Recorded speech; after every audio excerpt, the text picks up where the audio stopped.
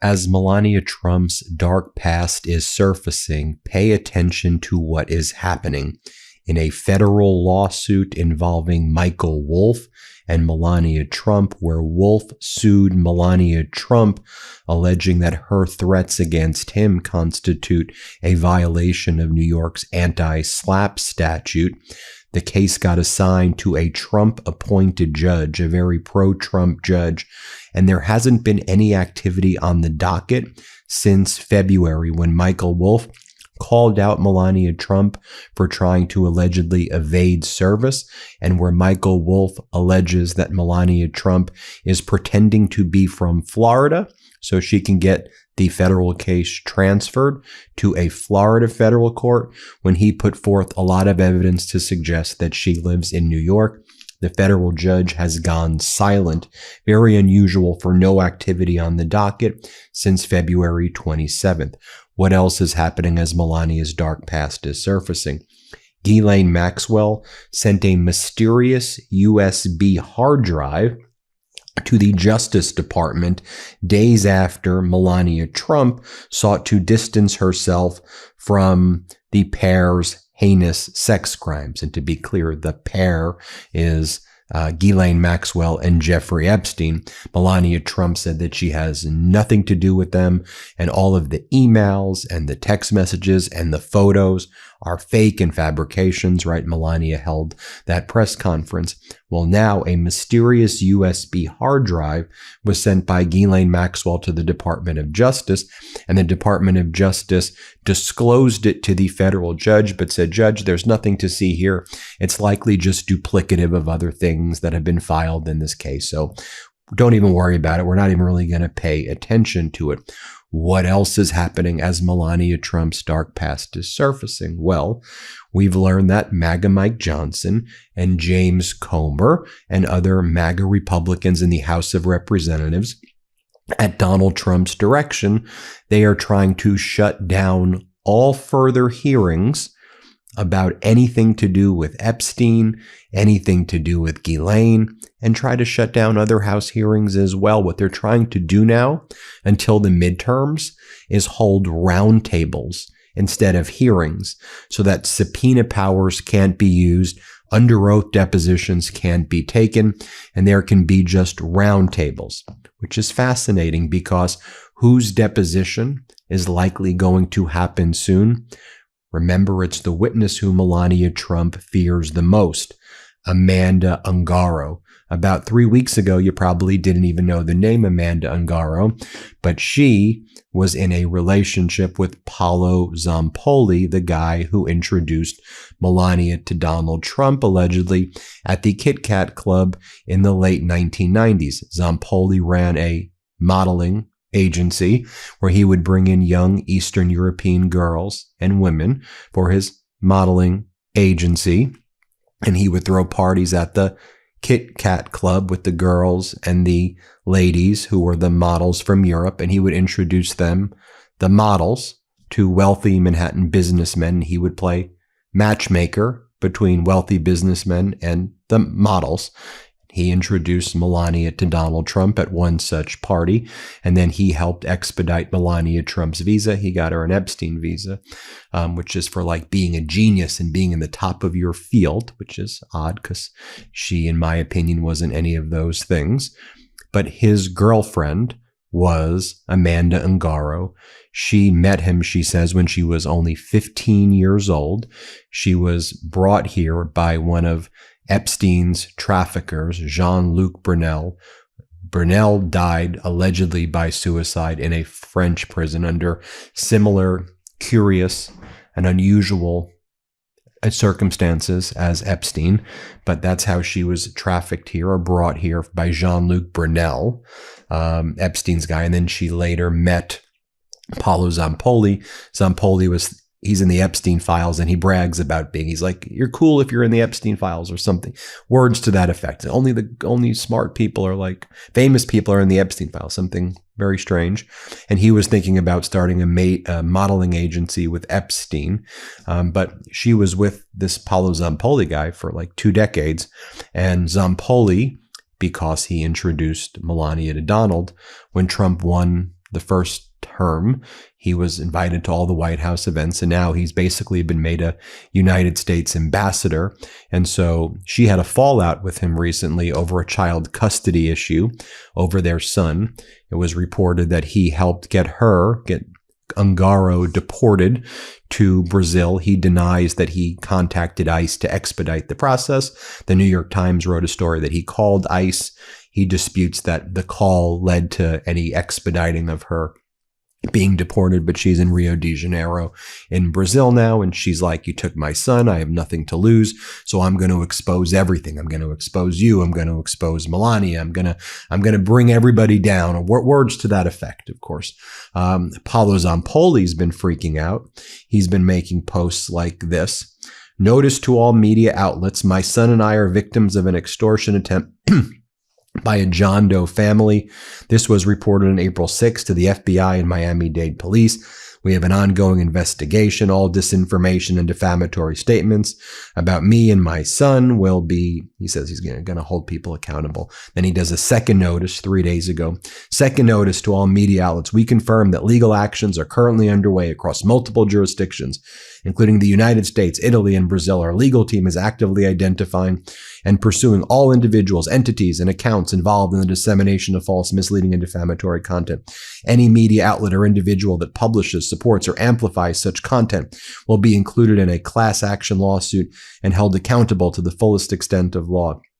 Just to also give you a sense of what Paulo Zampoli's done in the past 24 hours, he's been appointed by Donald Trump to ban the Iranian football team, or if you're in the U.S. soccer team, from playing in the World Cup. Now, Iran qualified for the World Cup. Italy did not qualify for the World Cup. And now Donald Trump wants to ban the Iranian soccer team as punishment for Trump's unlawful invasion of Iran. So a top envoy, Paulo Zampoli, is now trying to work with Gianni Infantino, the head of FIFA, the really corrupt guy who's always with Donald Trump and gave Trump the FIFA Gold Cup, in order to replace Iran with Italy and to bring Italy in the World Cup. And Infantino is Swiss and Italian, and he wants to bring the Italian team in. That's what he's doing right now. There's a lot going on, of course. All right, listen up. It's spring cleaning season, and before you tell yourself your kitchen is fine, go take a hard look at that pan you've been using since college. You know the one, warped, burnt, smells like regret. Yeah, it's time. Spring cleaning isn't just about closets. It's about getting rid of cookware that's actually working against you. If your pan makes cooking harder, that's not you. That's bad cookware. That's why I am obsessed with Hexclad. Seriously, these pans completely changed how I cook. They've got that perfect combo. Stainless steel performance with nonstick convenience. Usually you have to pick one or the other, but not here. What surprised me most? The sear. You actually get that perfect crust, great heat control, and then cleanup is ridiculously easy. No soaking, no scrubbing forever, and they're tough. Metal utensil safe, dishwasher safe, oven safe, up to 900 degrees. You don't have to baby these things. Plus, the handles stay cool, which honestly is a game changer. With over 1 million customers and 50,000 5-star reviews, yeah, the secret's out. There's a reason Gordon Ramsay uses Hexclad at home and in his restaurants, and every product comes with a lifetime warranty.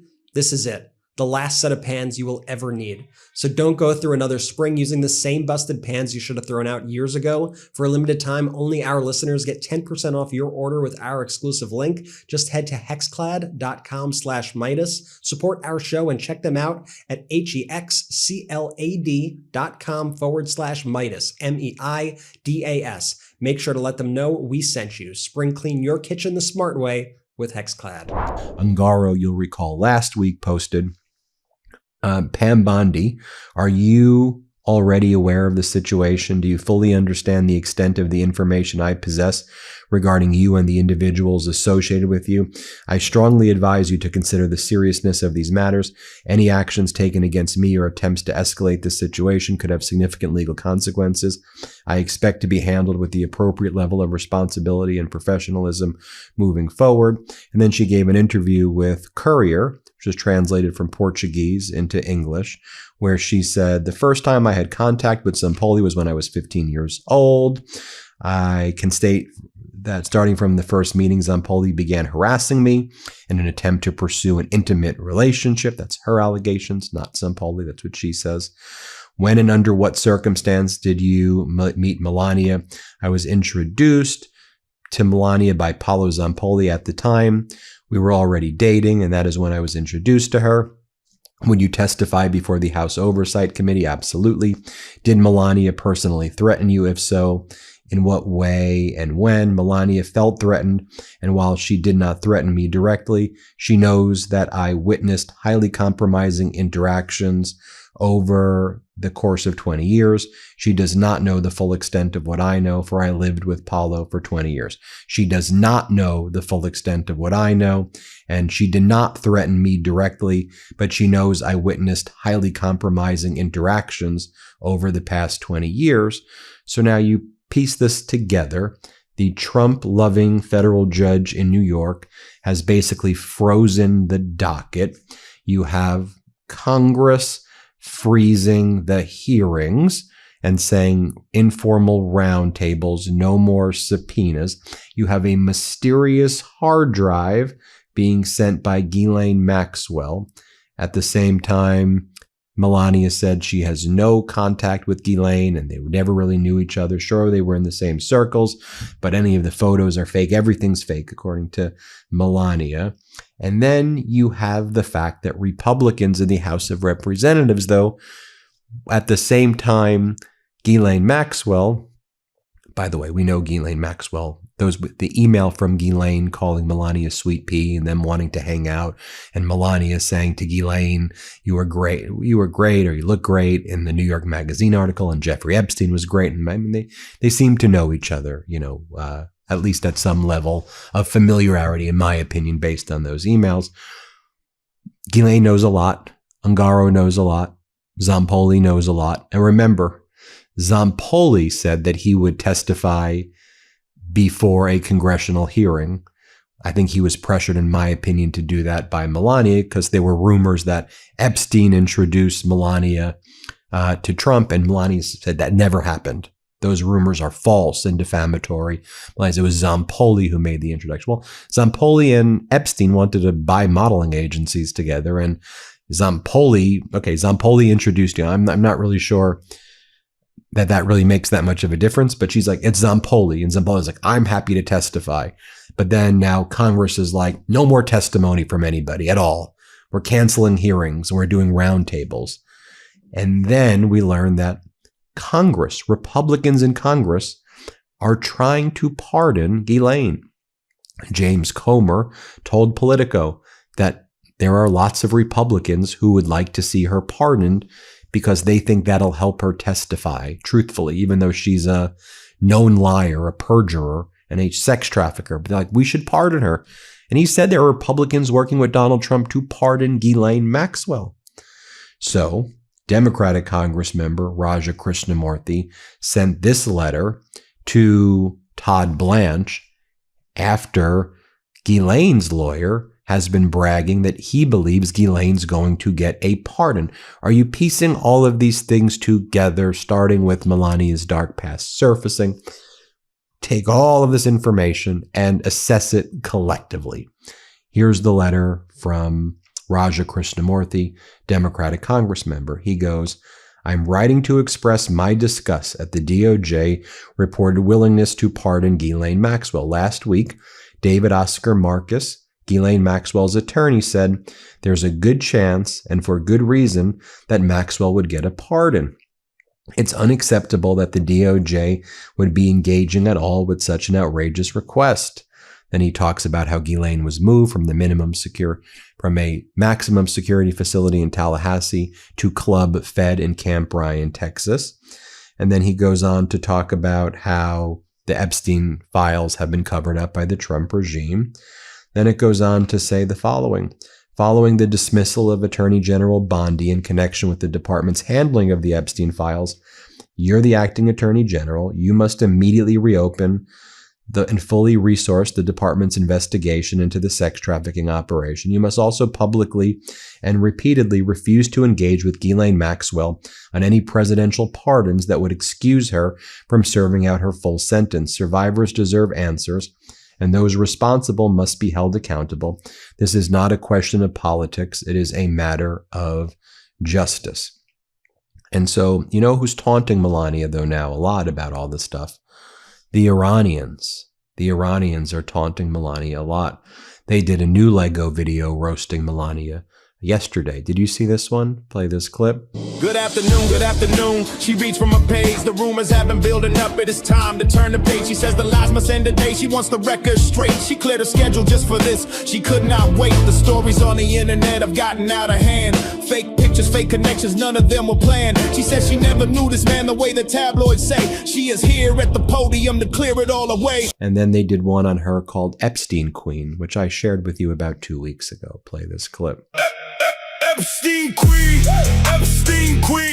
kissing on the lips, living that scene. She says, never friends with a straight face lie, but the files got trumped by the balls. Now, finally, with all of this happening, the American people hate Melania. She's the most hated first lady by far. Usually first ladies aren't even hated. Like they usually, even if their husbands are hated as presidents, first ladies are not like hated. Melania is hated. And I think this really gets to her because I think deep down she thinks that she's like this. What did she? Visionary. I'm a visionary. If you're a visionary like me, I won't do the accent. Anyway, did I played the Epstein Queen video already?